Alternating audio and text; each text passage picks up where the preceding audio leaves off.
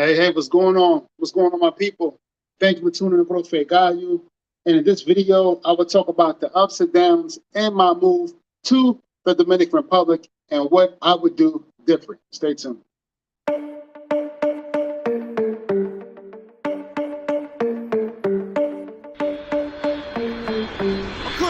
No more, so I left the matrix. And my money just tripled. I had a good time and it cost me a little. So I found peace, tranquility, faith in my abilities. I couldn't fake no more, so I left the matrix. What's up, my people? So the ups and downs and my move to the Dominican Republic. What would I do different? Now, I recently, this year, left the Dominican Republic. So I'm in the Dominican Republic now, just for a few days, but I left the country earlier this year, and I am finishing up my transition to Mexico. I'll come out with a video real soon on the process of getting your residency in Mexico, my personal experience. I'll be putting that out probably within the next couple of days. And but in this video, I want to talk about the ups and downs in my move to the Dominican Republic. Now, people may think that it's just as simple as getting on a plane, being in the Dominican Republic, and that's it. And that's about half the truth, right? Half the truth. Now, here's my experience. When I decided that I was going to move to the Dominican Republic, it actually started off in parts, right? So before the pandemic, I had already had the Dominican Republic on my list of the place I'm going to move at some point in the future. But I had the plan to move to Puerto Rico first, right? Because Puerto Rico was such a like the center of the Caribbean. It's a hub in the Caribbean, so I wanted to be close to one of the smaller Caribbean islands in the Eastern Caribbean because I'd be going out there often. So I wanted to be close. So that's why Puerto Rico was a good fit for me, because there were flights going out there and going out there daily. Also, the good thing about Puerto Rico, San Juan is only about 30 to 40 minutes away from Santo Domingo. So that flights through JetBlue and also Frontier does that as well. And there's another, not United, but it's a Star Alliance affiliated, Silver Airways. I think they're out of Florida. They have a flight between Santiago and San Juan. So I plan on doing that trip, maybe once a month between Puerto Rico and the Dominican Republic. And at some point down the line, I was going to fully move from Puerto Rico to the Dominican Republic.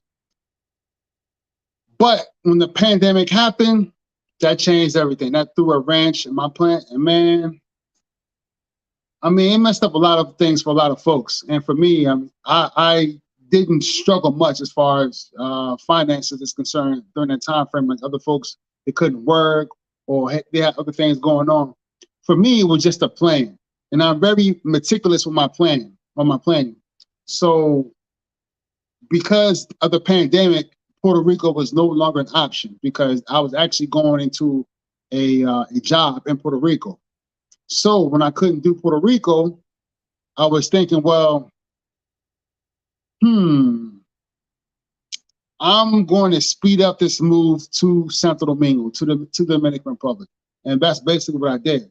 So I started my move in 2020. As soon as the first flights were available from the US, I think it was in July 2020, where the Dominican government opened up flights to the Dominican Republic. And I was there almost immediately. It was around the time where I was leaving the military, or at least the active duty part of the military. And I was coming out here. I was already looking around, see where I'm going to move, where I'm going to be. I already knew I was going to be. I was already thinking about Santo Domingo, but I just didn't have an idea of where in Santo Domingo or how I was going to do it and all that. And in 2020, piece by piece, I got a place. In every trip, I would bring about, because I was still military, I had my military ID and all that.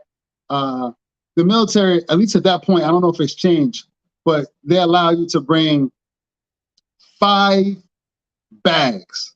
Yes, 5 bags, but only on official orders. But really, they check, but really, who's really checking if you're on official orders or not? But 5 bags, right? And technically, I was on official orders for some of those trips.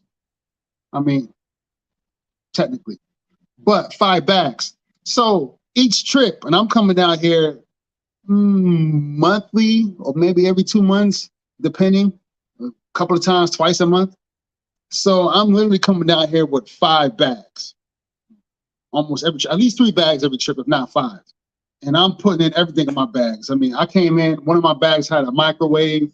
I had, clothes. I had also had a lot of clothes that I was actually going to give away once I got to the yard, right? So a lot of clothes. I'm a minimalist, so I don't like to have a lot of stuff. So I brought a lot of stuff to the Dominican Republic to actually, not most, but probably half of my stuff I just gave away. So if I didn't give away my stuff in the U.S., I gave it away when I got here. And little by little, by the time 2021 came around, I had everything already here. There was no more having to go back to the U.S. for basically anything. So that process is time consuming. All those flights, you probably could have saved more money if you wanted to bring a lot of stuff to DR to put it in a container. So if there was one thing I would change about that process, I would consider putting my belongings in a container or some sort of tank to have it ship out here, because that definitely would have been more, it would have been cheaper than the way I did it. However, because of all those trips, and all those trips was with United, I became a United Gold member, which introduced me to like the whole premier member, I mean, you had your frequent 5 miles program, that's another thing. But when you have those membership, tier membership relationships with the airline, and I became a United Gold member, United Miles Gold member, man, that opened up doors to me I didn't even notice. So now I understand why folks would go to an airport and they be looking for, where's the nearest American Airlines lounge or Delta lounge or United lounge. I mean, I'd be like, who wants to go into a lounge? And I had no idea, just had no idea that was a thing. So I became a United Gold member, and I travel a lot. So then I found myself sitting in first class. Before this, I've only been in first class twice, right? And they were both domestic flights. So when you're going from Charlotte to DC in a first class, I mean, you get some food, they may throw you some champagne, but really, you don't really get the real feel of it. But when you're traveling internationally on first class, which I hadn't done that until I became a gold member to travel internationally first class.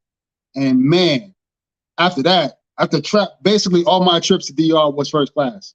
Back to DC, first class, or wherever I was going, first class. So I was like, I began to just fly United. That's it. And flying first class. And a couple of times where I couldn't get first class because for whatever reason, it was already all booked up. I was in coach and I felt spoiled because I'm 6'1". I like my leg space. I like the special attention, the food. I like being the first to get off the plane. I like being the first to get on the plane so I can get settled. So yeah. But I don't want to get too off track with this whole becoming a United Star Alliance Gold member. But if I could do it differently, I would consider doing a container to ship all my stuff here in DR. So another thing I want to talk about is detaching yourself from the United States or whatever your home country is. So that is a process. So when you have grown up your whole life, worked, and whether you're retired or whether you're disabled or whether you're just leaving the country to work remotely, there is some level of detachment from that country, right? You have to tie up loose ends, right? So if you have always had your own home and you got stuff, what are you going to do? Are you going to put it in storage? Are you going to give it away? Are you going to, do you have a home and you're going to put everything in your home and just Airbnb out your home? What are you going to do with that stuff?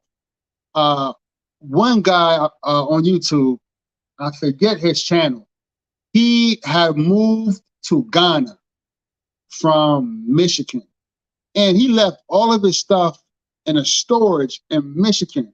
So the whole time he's in Ghana, he's paying storage, and I'm not talking about $100 a month. He was paying a few $100s a month for storage, and he had been out in Ghana for years. So I cannot imagine holding my stuff in a storage, knowing I don't want to move back to the country, knowing that I'm probably not going to use some of that stuff in there, but having it in storage just kicking up dust, right? Nah, I wouldn't do that. So me being a minimalist, I don't like having stuff really. So even though I've had a little bit of stuff to my name, when I knew I was moving to DR, I started getting rid of stuff. And if it didn't come with me in all those trips when I came to DR, it was all given away. I didn't sell anything because it wasn't much worth of selling, because I feel like this. I could sell my stuff, but if I have family members that can use my king size mattress, or that can use my appliances or things like that, why would I sell it when I can just give it to them when they can use it, right? Because I mean, I make pretty good money. I can go buy another one, right? So for me, a lot of my stuff is just given away. So you got to figure out when you're moving out of the country, what are you going to do to manage your stuff in country, right? Also, what are you going to do to detach, right? So you got bank accounts, you have maybe family ties, maybe you're paying child support, or maybe you have a car, own a home, job, all those things. What are you going to keep in the U.S. and what are you going to take with you from the U.S., right? So I pretty much detached from everything. I still had a job when I moved out here to DR, but I detached from basically everything. Even yo soy Kayla, hola cariño, profe Gallo. This is a great subject. Thank you, Kayla. Thank you. So yeah, I pretty much detached from everything. Apart from my job, I made it so I only had 2 bank accounts. So I had more than 2 bank accounts after I left the U.S. We had 2 bank accounts, 2 credit cards, and I was going to go forward with that in DR. And before I fully moved to DR, I already had opened up a bank account. I already had a credit card. So my idea was, look, I'm going to be living in DR. Why not establish a bank account, a couple of bank accounts? Why not establish credit? Why not be a Dominican, essentially, while being in the Dominican Republic, right? Even at this point right now, I just renewed my residency in my cellular. Right now, I'm eligible for naturalization. I can do the paperwork now to become a citizen. I'm not going to do it now because it takes time, and I'm not going to be here. Being here in DR, when you're dealing with the government, you got to be on it. You got to be on top of it. It takes a few trips to go to the office. I ain't paying a lawyer because I'm going to be honest, I don't trust not one single lawyer in DR with my money. So if I'm giving you $3,000, $4,000, I'm not rich. I don't trust giving any lawyer here because of the reputation that many lawyers have here in DR. I just don't trust it. There are a couple of lawyers that I've been working with since I've been living here, and it's been good, right? If you need something to get notarized or legalized or this or that, small things, right? They only cost maybe a few thousand pesos here and there, but a few $1,000s, nah. Too many people have got burned, and I will not be another one. So if I'm going to do the naturalization process, I'm going to do that myself. So anyway, I came here to actually, be a Dominican, essentially, with Dominican bank accounts, Dominican driver's license, Dominican a car in DR, property. I came to be, full out Dominican in that sense. So to each his own is different. Like everyone has their different reasons to come into DR. My reason was I wanted to fully, like pretty much fully leave the US with the exception of a couple of bank accounts. Maybe if I'm working because, US dollar is good. And maybe I thought about maybe having a property in the US at some point. Maybe not. I really haven't sold myself on that. And my passport, that's it. Outside of that, I don't have anything to do with the United States. I mean, you got family members, we got family members everywhere, right? But apart from that, that's it. And but to each his own. So figure out how far you want to go with your detachments, right? You may not want to come to DR to be a Dominican. You may want to come to DR to just hang out and enjoy yourself, enjoy life, with plans to actually go back to the US at some point or to move on to another country, which is cool. Look, I did that. I moved on to another country. I mean, I still have ties here, so I still have my Dominican responsibilities here in a sense. But look, man, the whole world is not the Dominican Republic. So that's why I moved on to Mexico, where I'm able to take advantage of some other opportunities and get some other experiences in a much bigger country, maybe more progressive, but definitely much more bigger. So there's much more opportunities for different things. But yeah, so going back to the detachments and moving your belongings here to DR. Another thing that I would do differently is where I'm going to live in DR. So Santo Domingo is really cool. I love being in Santo Domingo. Specifically, I was in Santo Domingo Norte, which is like the Villa Maya area, which is cool.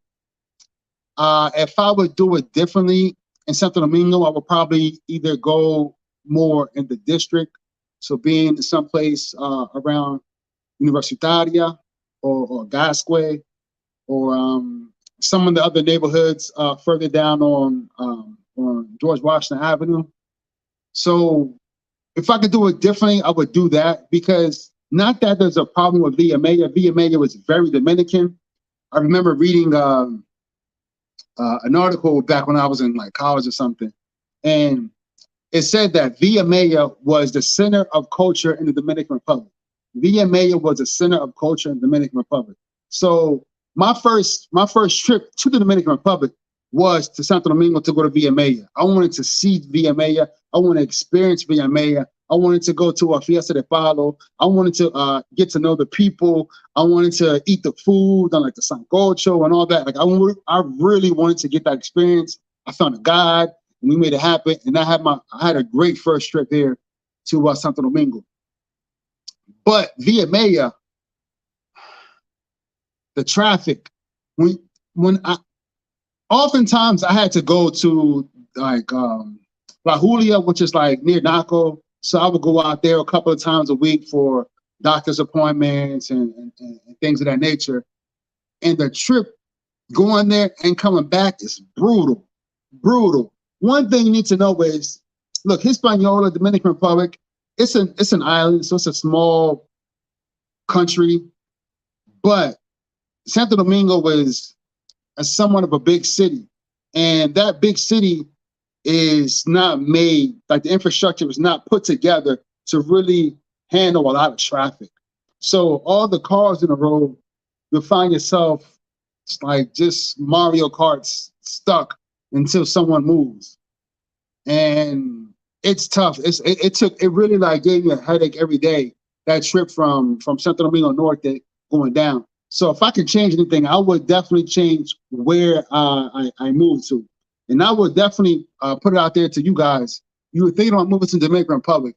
Definitely study where you're going to move, because you need to take into account some factors that you really can't really get a feel for if you're only here for a week or two, right? What else? one thing I'm really glad I didn't do, right? I really feel that this is a positive, a huge positive that I didn't do while in the Dominican Republic. I did not buy a car. I did not buy a car. I'm so glad I did not buy a car. Why? Well, technically I got a car now, but I didn't buy the car to use. I bought the car to, I guess you could say rent. But I'm glad I didn't buy a car because I was really looking at buying a car and getting around. But car prices here in Dominican Republic are ridiculously more expensive, and it's not worth what you buy. In addition, how can I say this? I've heard too many stories about people with cars who get their cars,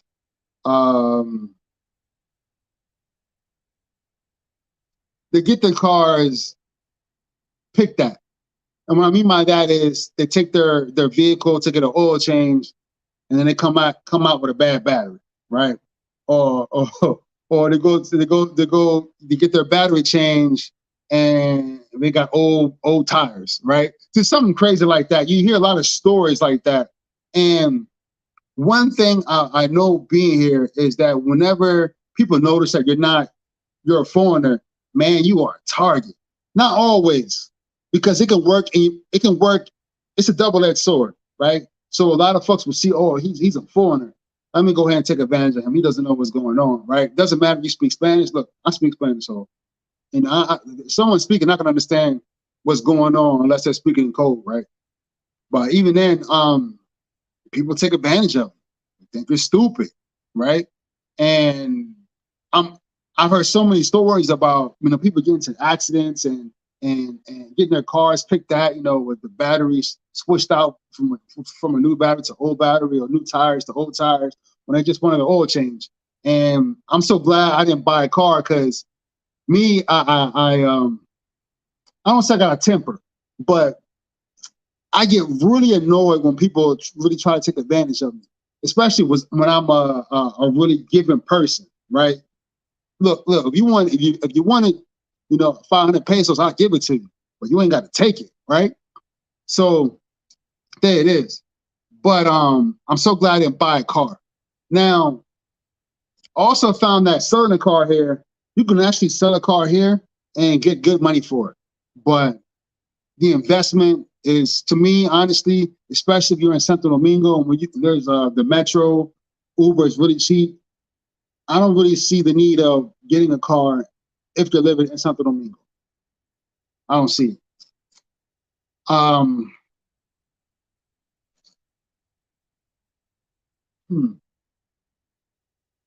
Buying property. I'm in the process of buying property here, so I'm invested, and that is a good thing. I think buying property here is definitely a good investment because you can find some really good deals here. One thing about having property here is you are the owner and you have rights to your property. It's not like I hear about some stories from other countries where like you can't really own a property outright, or you got to share it with someone else who was a native of that country or something. But you don't have any issues with that here. The issues here are the scams. People run a lot of scams here in the Dominican Republic. And you just got to know who you're working with. Vet the people you're working with. And even then, you can still run into issues, but definitely vet the people you're working with.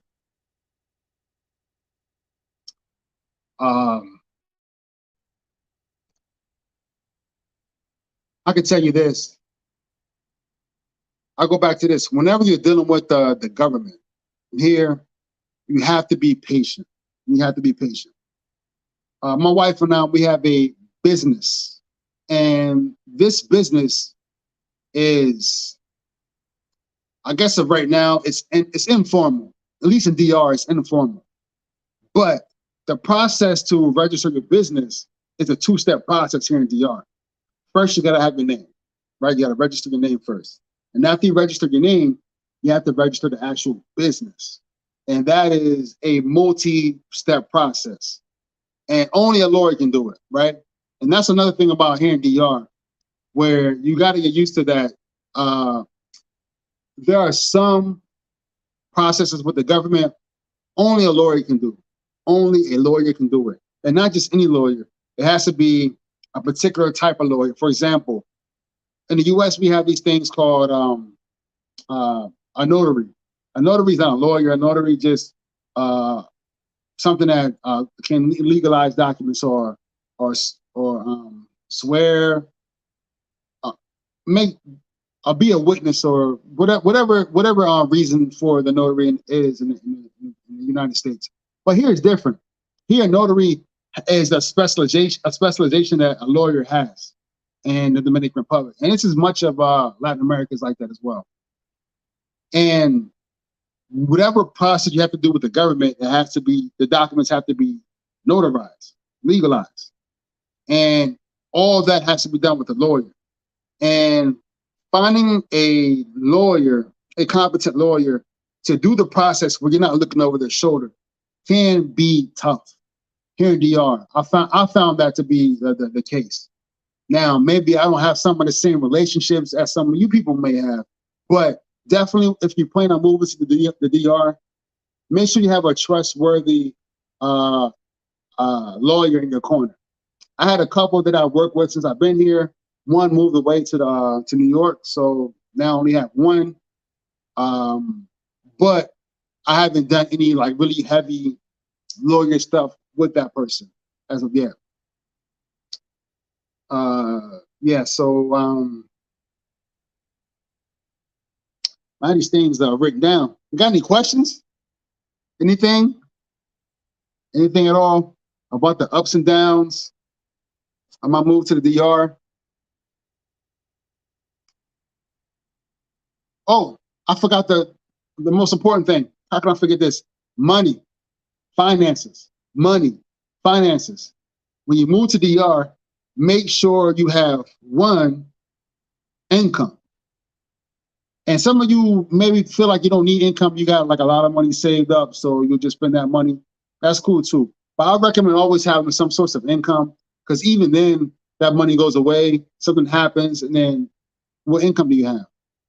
And I'd be damned if I would, be forced to move back to the United States because my income right now, right?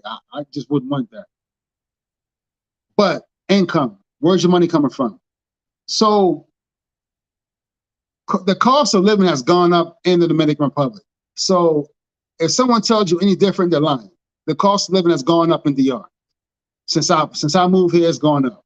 I mean, every time I come back to DR, I go to La Sirena or Bravo, and I see the changes in the prices, right? I remember when you can buy a bottle of water for 5 pesos, then like 7 pesos, then 9 pesos, not 15 pesos. I'm going to places now and they're charging 40, 45, 50 pesos for a bottle of water. Crazy. So the cost of living is going up. So I would say that when folks say that, well, yeah, all you need is $1,500 a month to survive in the yard. Well, Dominicans live off of that or less, but most foreigners have a different standard of living. $1,500 a month in DR, it won't cut it. It won't cut it. It won't cut it. I would say at least 2,500. At the very minimum, 2,500. If you a person likes to go out every once in a while, I would say 3 G's a month at least. And now you're talking from someone who's actually lived or lives in Santo Domingo. For some of you folks that live in Santiago or San Francisco or La Vega, Puerto Plata, maybe you may have some other experiences. But what I've been seeing of the cost of living to live comfortably here in the Dominican Republic, 3,000.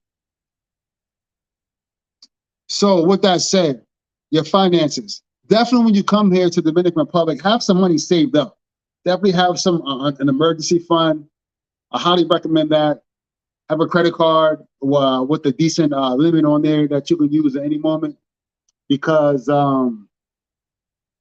you will find a lot of things here are cheap, but then you will find a lot of things here can get expensive. It can get expensive.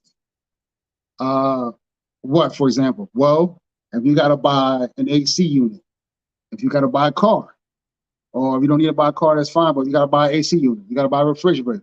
If you need to buy, what other the simple things you may need? A bed, like a bed set, and a mattress. All that stuff is expensive. It's expensive. And you're going to spend some money for that stuff. So keep that in mind when you're moving here, right? Some of you may choose to do like Airbnb and just use some other people's furniture and mattress. That's not my style. I mean, I do it when I'm doing Airbnb for a few days, a couple of weeks. But outside of that, I like to have my own place, have my own stuff. If you're like me, then yeah, you want to spend some money. Also, finding a place to live. So you're going to actually do some renting. That can be a challenge. I highly recommend if you have a Dominican friend, not someone you're paying, right? A Dominican friend, someone who doesn't have any feel like they're trying to get money out of you all the time. Yeah, a Dominican friend, have them help you out with stuff, like show you around or not all that. Just like basically just give you the information that you need to get around.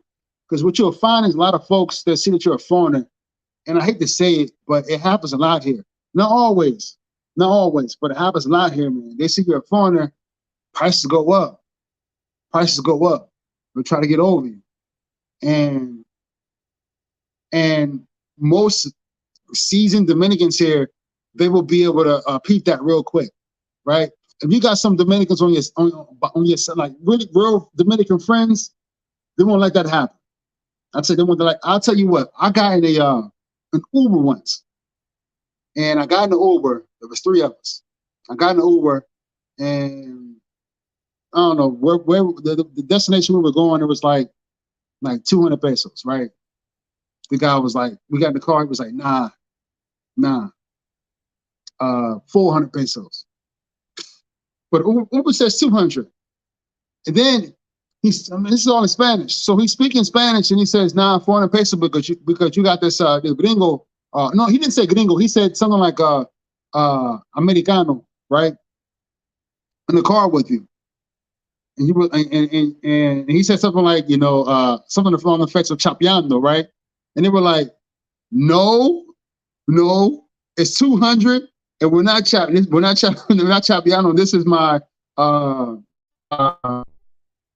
brother-in-law, whatever the case. She said, and he was like, nah, 400 because look, when we gotta stick together. Us Dominicans, we gotta stick together. It's 400. Just let make them pay 400 because we Dominicans. And I'm like, no. This is my brother-in-law. You're not gonna take advantage of us. Let's go.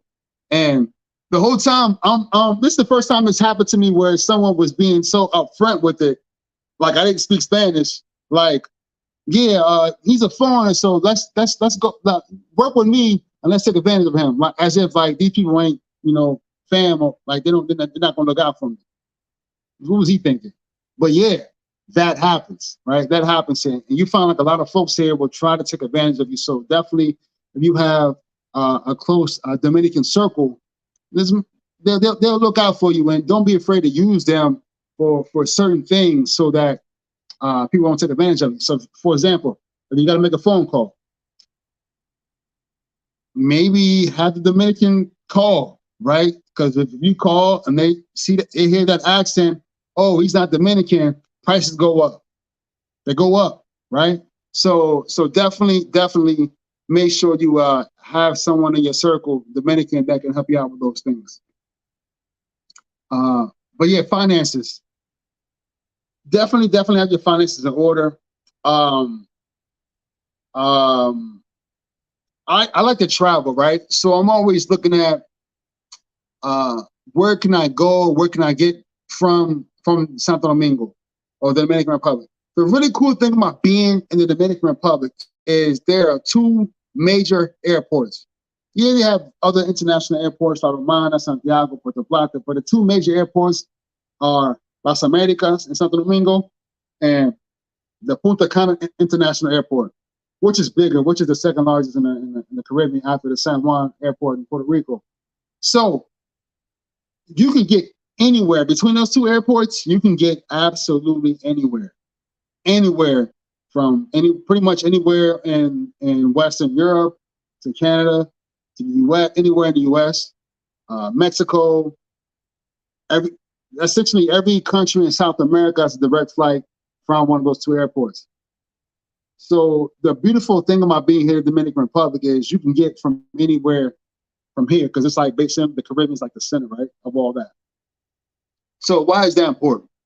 It's important because that makes a lot of the routes are cheaper here. So therefore, if you're planning to move to the Dominican Republic, you don't necessarily have to fly into the most expensive airport, or you don't necessarily have to fly to the nearest airport, right? I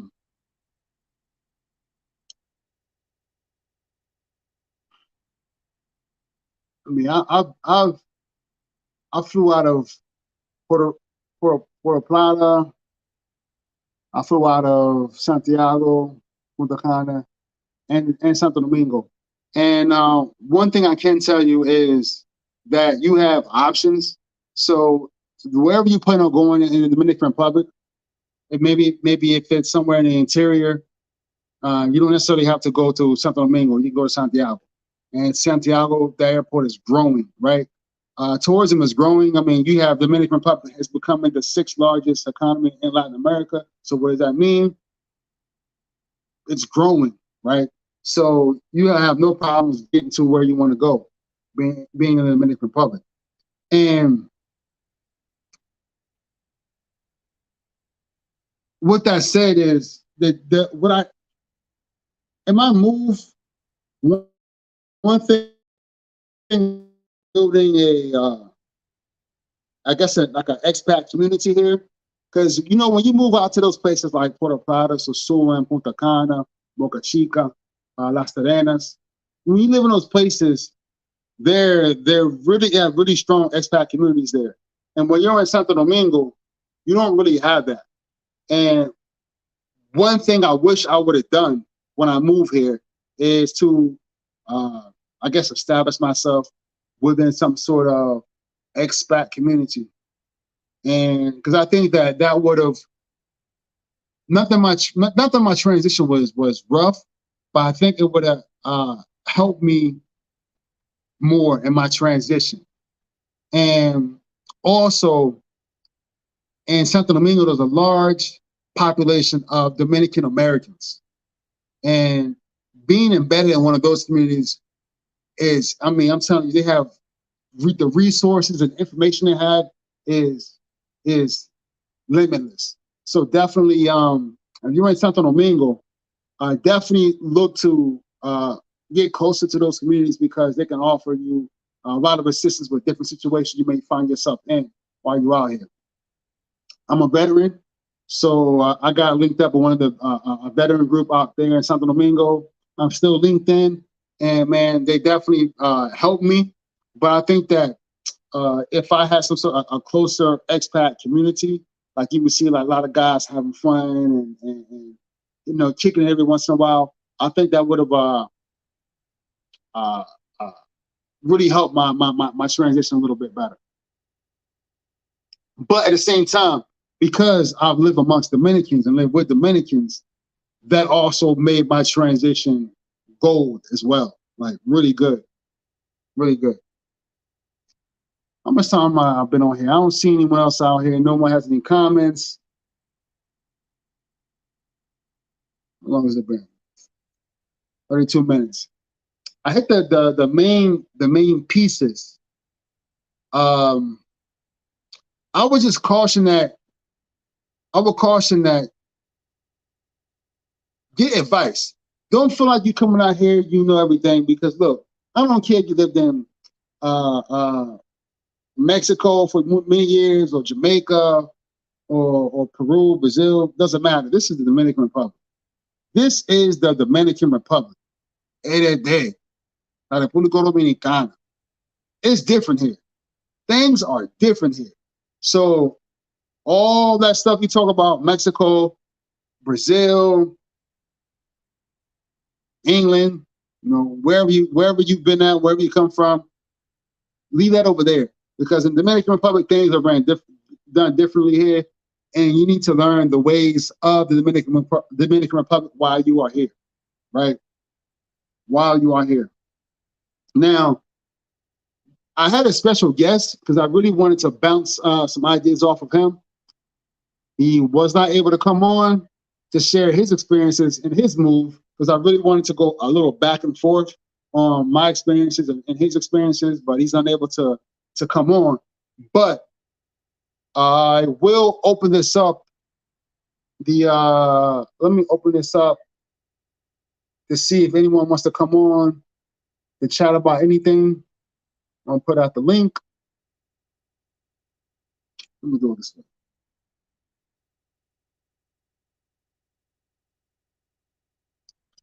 Let me do it this way. The link. Put out the link.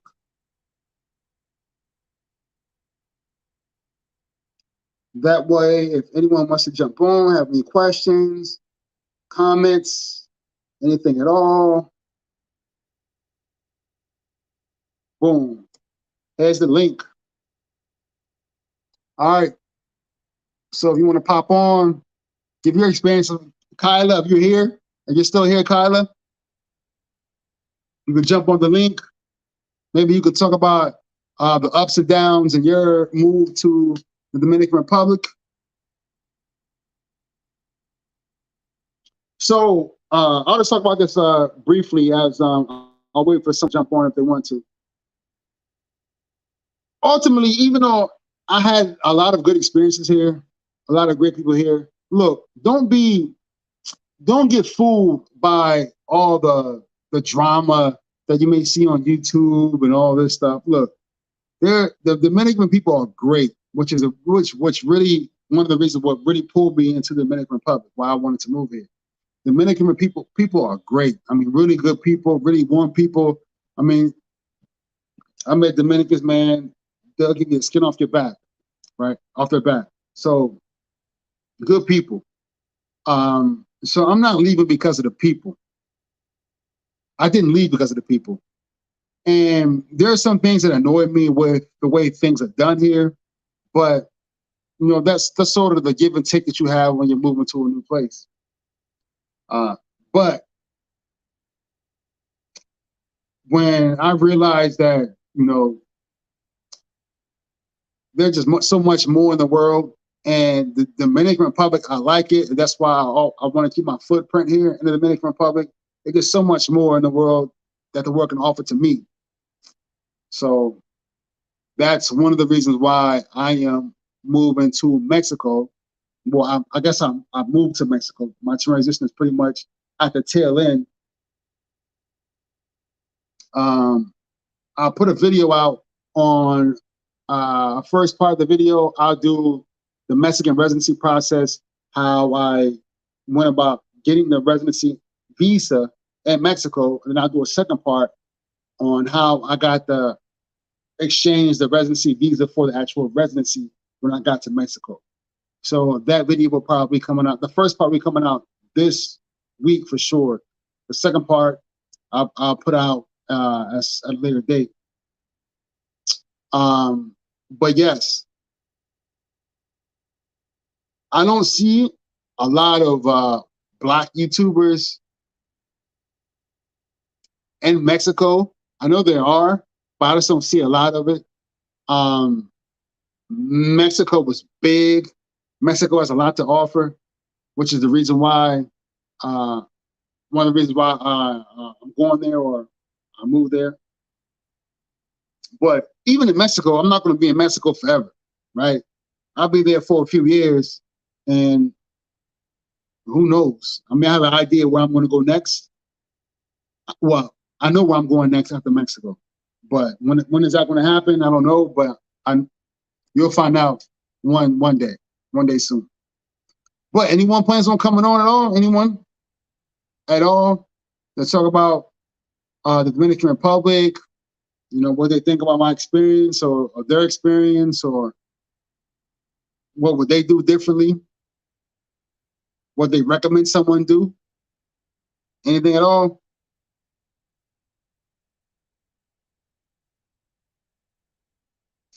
Anyone want to come on? There's a link.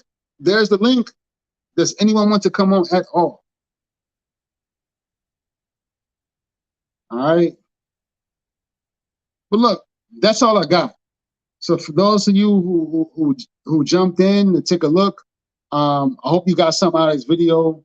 And at sometime down the line, you have any questions, write it in the comment, and I'll get back to you. I don't necessarily do any consultations or nothing like that.